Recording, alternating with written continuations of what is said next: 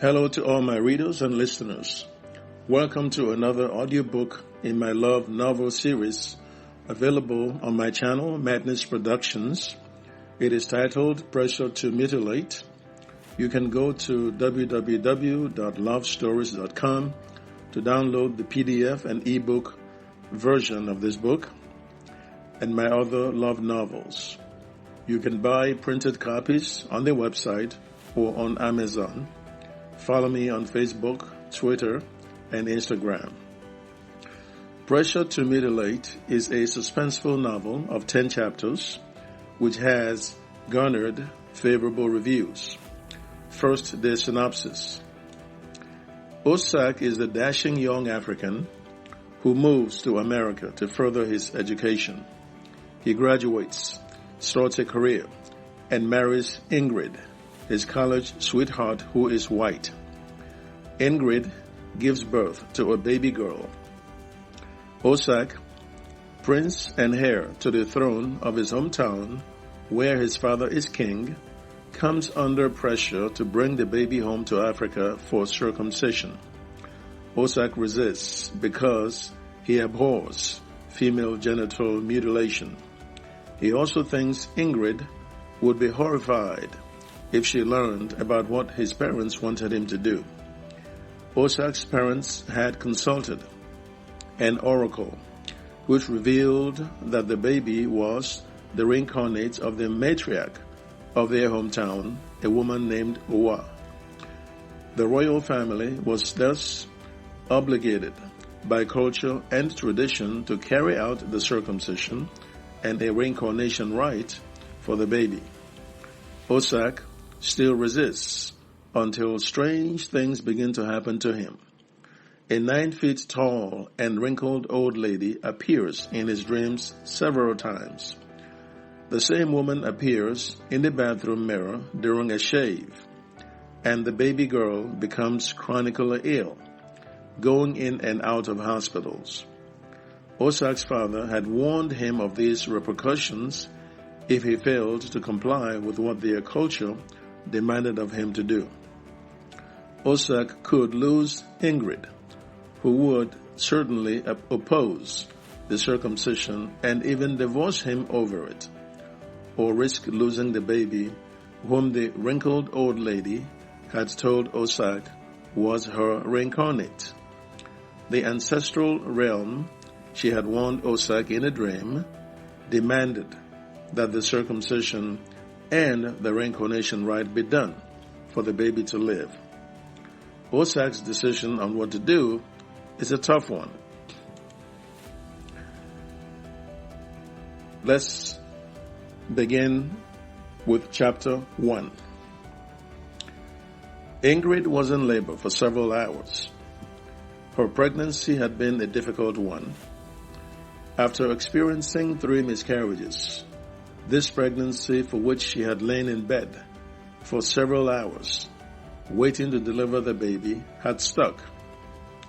Osak, her ebony-skinned husband of 4 years, mustachioed, tall and handsome, paced up and down Ingrid's room in the hospital.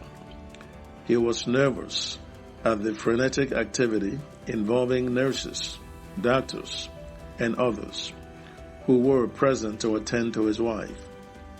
His white shirt was rumpled from lying on a recliner in the corner of the room where he had been keeping vigil as Ingrid went through her labor pains.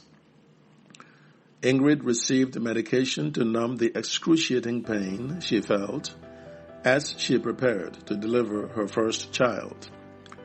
Her doctors decided at some point that a natural birth posed a risk to both her and her child, and a decision was made to carry out a C-section. Ingrid was put to sleep, and the doctors went to work. About an hour or so later, she delivered a healthy baby girl. The baby cried loudly as she took her first breaths. "Oh, she is a feisty one," said one of the nurses in jest. She held her delicately and started to clean her up. Ingrid was all smiles as she looked at the baby. Osak walked up close and kissed her. He beamed as well, showing impeccable white teeth. This attribute, Ingrid had once told him, was one of several in him that attracted him to her. Ingrid did not tell him that white teeth was a stereotype she had of Africans. Her father had once told her that Africans were too poor to indulge in expensive food and drinks, which were loaded with multiple coloring and additives to give them yellow teeth, as was the case in America, where fast food joints clogged every block of every city. By coincidence, Ingrid's keen interest in watching documentaries of Africa and her chance meeting with a few Africans in college seemed to confirm her dad's observation. The smiles in those documentaries and of those African college students she had met were always white. "Congratulations, my dear wife," said a still smiling and very happy Osak. Ingrid beamed as well. "Thank you. What are we going to name her?" she asked him. "I will let you choose the name," said Osak. "My grandmother was named Felicia," said Ingrid. "It's a lovely name. I knew her as a child, and she was one of my favorite people. I will name her after my grandmother." "That's great," said Osak. "I think it's a nice name." Ingrid was discharged after a 1-week stay at the hospital. The cesarean nature of her birthing had required close monitoring for a few days by her doctors. Her history with difficult pregnancy had to be taken into consideration as well. On her going home day, Osak had pulled up his Toyota Highlander to the entrance of the Washington Hospital Center at about 12 noon to pick her and their baby daughter up. The vehicle was festooned with balloons and flowers to capture and revel in the glorious moment. Osak drove carefully, and he attracted not a few eyes to his vehicle, which stood out with all the decorations on it. After driving through the lunch hour traffic of Northeast Washington, D.C. and suburban Maryland for about an hour, they arrived at their single-family home on a cul-de-sac in the leafy estate. Osak pulled into the garage, then assisted Ingrid, who still ached, into the family room through an adjoining door. Felicia was wrapped up in blankets. She had been born on a snowy January winter morning. Her pink face looked adorable, and she had a smile on her face. Safely inside the house now, and having made sure that Ingrid was comfortable in bed with Felicia next to her, Osak went downstairs to the basement to his office to make a call to his parents, who lived in Africa, to break the good news to them. He first called his father, but could not get through to him. He next called his mother, who picked up after a few rings of the phone. Bilky, Osak's mother, was a brown-skinned woman of average build and height who stood at 5 feet and 6 inches tall. "Hello, Mother," Osak greeted. "Hello, son, how are you?" "I am well. I hope you are too." "Yes, we are. Your dad and sister are all very fine," said Bilky. "That's very good. I have good news for you," teased Osak. "What is it?" "I want to announce to you that my wife gave birth to a bouncing baby girl." "Congratulations, my son. The same goes to your wife." "Thank you, Mama." "Since she's a girl, I hope you will do what our culture demands of you to do," said Bilky. "What is that, Mama?" "Her circumcision," Bilky replied. Osak was quiet for a couple of minutes, at a loss of what to say to his mother. "Are you still there?" she inquired, thinking he had hung up. "Mama, I'm still here," Did you hear what I said? I did, Mama, but I'm not sure my wife will agree with that. Remember, she is white, and they do not have this kind of practice in their culture. Osak, do not forget your cultural heritage, scolded Bilky. When you first told us you wanted to marry this white woman, I warned you not to do it. I suspected issues like this would come up, but you said you were in love and couldn't live without her. Now see the situation you have found yourself in. You can't do what culture demands of you because of your wife. Osak, it's pathetic. Mama, I made my choice. This circumcision you talk about is old-fashioned. Nobody does that anymore, even in our country. Osak, you are from a royal family, said Bilky, which is bound to adhere to all cultural practices as custodians of our community's ancient culture. That others are doing different things today do not mean we must do as they are doing. Our family neglects upholding our culture at our peril, including mysterious deaths. Supernatural forces could take your life over it. Okay, Mama, I will think about it and get back to you. You must make up your mind quickly. We can do the circumcision here. It doesn't have to be done in America, said Bilky. Osak got off the phone and immediately went into a depressive state from the conversation he had just had with his mother. His mind filled up quickly with riotous thoughts about everything: his traditionalist family back home, his new life in America, and the balance he must strike between the modern influences in his life and the anachronistic beliefs and practices of his place of origin. Osak was raised a Muslim, but converted to Christianity during secondary school, which he had attended at a private Christian academy. King Ibu, Osak's father, was the traditional ruler of a community of 50,000 people. He was burly, charcoal black, and very tall. Osak was thus a prince.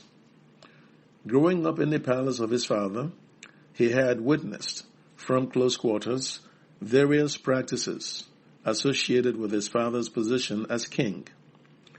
Culture required of his father to be polygamous. Therefore, his dad had married 5 wives. Osak's mother was the first wife.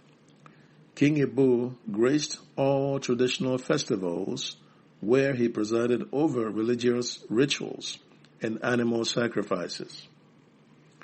As heir to the throne, Osak was compelled to be around King Ibu a lot to learn about the duties of a king and the methods of cultural and ritual practice. King Ibu was also a semi-modern man who believed in the benefits of modern society and its components, especially education. Osak had entered secondary school and became exposed to Western cultural influences. He became enamored with American R&B music and American films. He became a voracious consumer of stories about America, its icons, people, arts, and culture. He could enter any university of his choice in the country upon completion of secondary school by virtue of his brilliance and royal connections. But he made up his mind to seek higher education in the USA. King Ibu had wanted his son to further his education in the country for fear he would be softened up by Western culture and be compelled to turn his back on his community. But Osak had convinced his father he would maintain fidelity to the community and its culture and traditions. That fidelity was now put to the test in the conversation he had just had with his mother. Osak's heart raced as he sat in his chair, surfing the internet, his mind not particularly on the displays shown on the computer screen, The riotous thoughts which had attacked his mind were now subsiding, but not before another bout which took him down memory lane about how he had met Ingrid and how their relationship had blossomed into marriage. It had been 5 years now since that encounter in a nightclub located just off campus at the college he and Ingrid attended. He was an accounting junior, while she was a sophomore, studying political science as a stepping stone to law school. They crossed paths every now and then in dining halls, at college football games as spectators, and in the school library.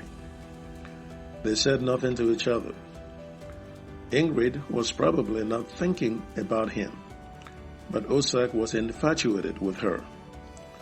Ingrid was white, quite all right, but Osak's infatuation with her emanated mostly from her physical attributes. Growing up in Africa, Osak's stereotypical white woman, preferred by white men, was a slim, almost thin, and gangly kind. He had seen clips of boardwalks, and all the models fit into this physical characteristic. But Ingrid was somewhat thick, without being fat, with a handsome backside, the kind of physique favored by African men.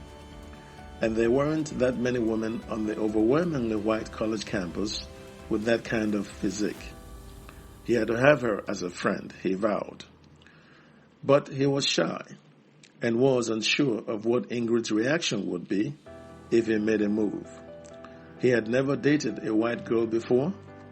He recalled the admonition he received from his father on the eve of his departure for the USA not to marry a white woman, or any other woman for that matter, who lived in America. His wife must be someone from their community back home. Osak's father even intimated him about an arrangement he had already made for Osak to marry a woman from the community upon the completion of his education and return home to the country. King Ibu's plans were relegated to the far recesses of Osak's mind, which at this point was focused on how he could win the love of this young woman who had mesmerized him so much. A fateful encounter occurred in a nightclub one summer night. The club's patronage was halved as a consequence of the summer break and most students taking off for home. The few students who had remained on campus were either taking classes or were employed at summer jobs in and around campus. Ingrid was taking a summer class, while Osak worked a summer job at a nearby bakery. Ingrid was about 5 feet 9 inches tall, nicely oblong-faced and blonde-haired. She was busty and curvaceous. Osak's captivation was understandable in this context. Ingrid had strolled into the club with a friend of hers at about 8 p.m. when heavy clubbing activity was about to start. Osak, who had clocked off work about an hour earlier, sat in a corner of the club. It was a Saturday night, a day of the week he typically set aside for fun activity after pulling an 80-hour work week in a grueling summer work schedule to save up money for the coming fall semester. He sipped Coca-Cola from a tall glass. Soft music played in the background as the DJ prepared to steer the night in a louder direction. Soon the DJ's signature call-out that things were about to get funky rent the air. A howl, which mimicked a coyote's, pumped up exhortations, and a loud bass from large speakers. "Come on now, get your asses off of your damn chairs and get busy on the damn floor," the DJ yelled, to hoots and whistles from the excited young college crowd. They responded to his energy and flooded the dance floor to a loud R&B number. Ingrid, was among the raiders of the dance floor, they jumped and gyrated to a song aptly named Raid by the Lakeside R&B band. Osak eyed the dance floor of young revelers. They were overwhelmingly white. He was among a sprinkling of blacks in the nightclub crowd. Long ago, when he had arrived on his first day of school, he felt intimidated and out of place on the almost lily-white campus. But in the course of 3 years, and to his surprise, he never experienced any overt acts of racial discrimination. He had instinctively gravitated to black students on campus, particularly those from Africa like him. But he also had a smattering of white male friends. Never a white girlfriend, though. Ingrid was therefore the first major move he contemplated making to date interracially. Osak was shy, but when started up like a rocket, he could hold a conversation pretty decently. He stared at Ingrid, who danced away on the dance floor, oblivious to the looks of rapture from the young African guy sitting several steps away from the dance floor, sipping a soft drink. Then the music stopped. After what had seemed an eternity for the dancers to catch a breather, Ingrid and her friend walked up the dance floor to their table, sat several steps away from where Osak sat. This was Osak's moment to make his move. He took a final sip of his drink and stood up. He walked leisurely over to where Ingrid sat with her friend and introduced himself. "Hello, pretty ladies. I am Osak. May I sit with you?" Ingrid and her friend stared at each other. The sudden intrusion was a bit uncomfortable for them, but Ingrid recovered quicker than her friend. "Sure," she answered. "Jen, do you mind?" she asked her friend. "No," said Jen. There was an awkward silence for a couple of minutes until Osak broke the ice, self-deprecatingly. "Ladies, you can call me a rude gnat for the way I barged into your space like that, but I come in peace." "Who are you again?" asked Ingrid. "Osak, an African and a very special man." The woman laughed. "Why are you special?" Jen asked.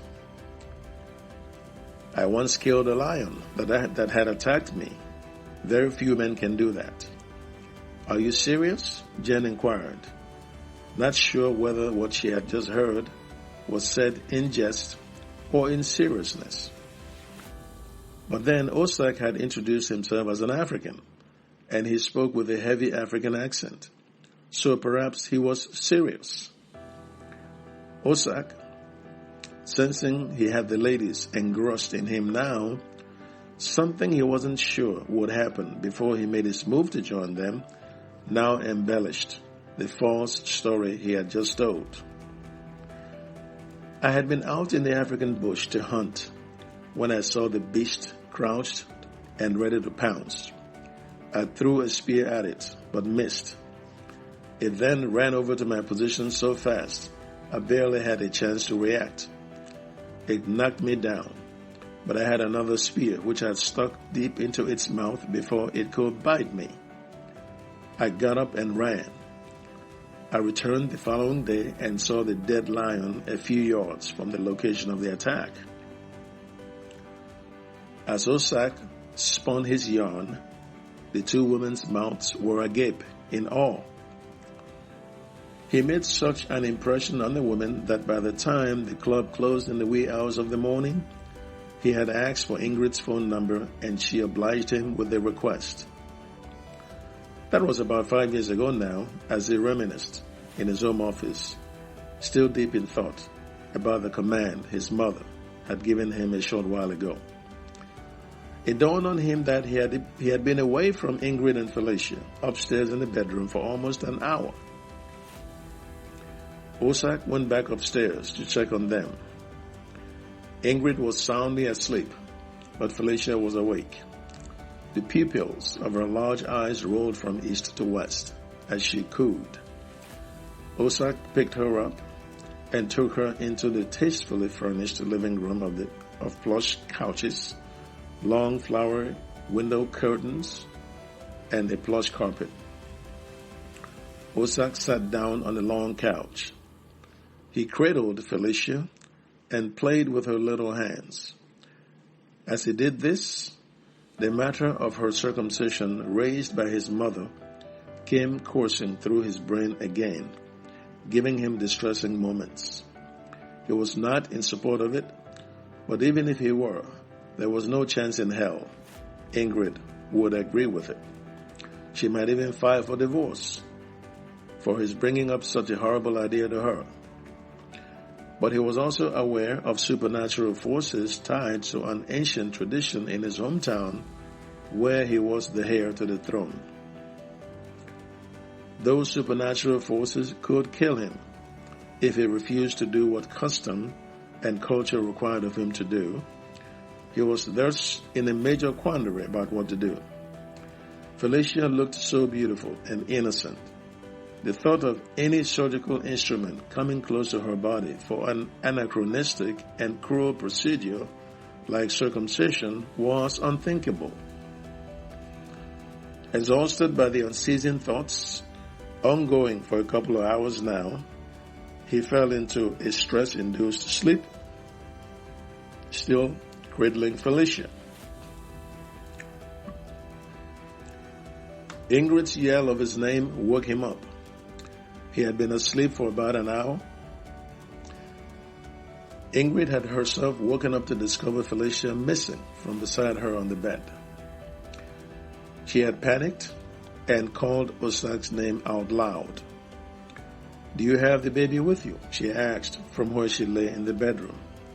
"I do," Osak replied, after being startled seconds earlier by her loud call out of his name. "Are you okay?" he asked. "Other than an ache here and there, I feel fine," she replied. Osak got up slowly with Felicia firmly in his arms and made his way to the bedroom upstairs. Ingrid leaned up her back on several pillows. She looked slightly tousled from her ordeal of the past week in labor and childbirth, though her skin glowed. "I gotta call Mom and Dad to tell them we are home now," said Ingrid. Osak placed Felicia inside her crib, next to the bed Ingrid laid on. It had been gifted by Jen during a baby shower Jen had organized for her friend a week before Felicia's birth.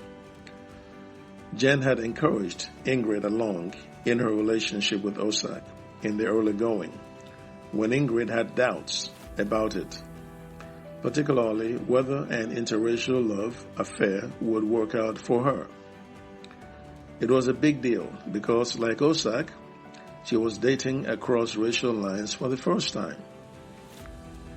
When Ingrid decided to introduce Osak to her parents after a year of their relationship, her trepidation about doing so was assuaged by Jen's support. Ingrid's father, Ronald, had racist tendencies, while her mother, Eunice, did not. Ingrid picked up her cell phone and placed a call to her mother. The phone rang a few times without being picked up from the other end. Ingrid called again with the same outcome. "She is probably busy doing something. I'll try her again later," she said. "Sweetheart, can you make me some light soup?" she said to Osak. "I'm slightly hungry." "Sure." Osak left the bedroom and headed for the kitchen to make Ingrid her soup. Ingrid stretched her neck to catch a glimpse of Felicia, who had fallen asleep. She reached out into a tall shelf next to her bed to retrieve a breast pump. She pulled up her bra and placed the pump next to her right breast to extract breast milk. She had breastfed Felicia directly, from her breast during her 1-week stay at the hospital. She was into the breast pumping activity when her phone rang. It was her mother calling back. "Hello, honey, I missed your call," said Eunice. "Hi, Mom." Ingrid was a figurative carbon copy of her mother, who was blonde-haired, tall, of average build, and possessing of a soft-featured face. Eunice had a premonition about what the missed call from her daughter was about. She had visited with her at the hospital the day after Felicia's birth, when Ingrid was well enough to receive visitors. She had learned Ingrid and her baby would be kept for several days at the hospital. Perhaps they were back from the hospital, and Ingrid wanted to let her know about it. "Are you home now from the hospital?" she asked. "Yes, Mom, we got back from the hospital just this afternoon." "How are you both, you and Felicia, doing?" "We are doing okay, Mom." "Is she crying a lot?" "She is sleeping right now, but she hasn't cried that much." "Okay, I will close the restaurant early tomorrow and come to visit with you," said Eunice. "How is Dad?" "Your dad is fine. He's at the bank to make some cash deposits. I will come with him for the visit." "All right, Mom, I'll see both of you tomorrow." "Thank you, honey. Bye." Ingrid went back to the breast pumping activity. She constantly eyed Felicia in her crib, making sure she was okay. The brief conversation with her mother was akin to a soothing balm for her body ache. Her mother was her best friend and confidant. She was always there for her in both good and bad times. When confronted with difficult issues, her mother, like a guardian angel, always had a way to help resolve them for her. Eunice was the most optimistic person she had ever known, who had a cheer, a perpetual smile, and ready words of encouragement to beat back gloom and pessimism. One of the most difficult issues Ingrid had to deal with in her 20 years of life on Earth at the time was her interracial relationship. She had thought her platonic relationship with her African friend would wane, and they would both drift apart to focus on their respective interests in other areas of their lives. But Osak had persisted and acted towards her in several ways that demonstrated that he wanted more than a platonic relationship. It was very difficult for Ingrid to process all that was happening in the context of the realities Osak was relentlessly creating. The gifts, the words of affection on the phone and in text messages, his assistance with her homework and projects from class, and how powerfully and emotionally he had made love to her the first time, after she had kept the most cherished part of her anatomy from him for months, following the start of their romance. He was patient and never pushed the issue about that. That enamored him to her the more. Ingrid hailed from a small town in the Northwest in the state of Washington.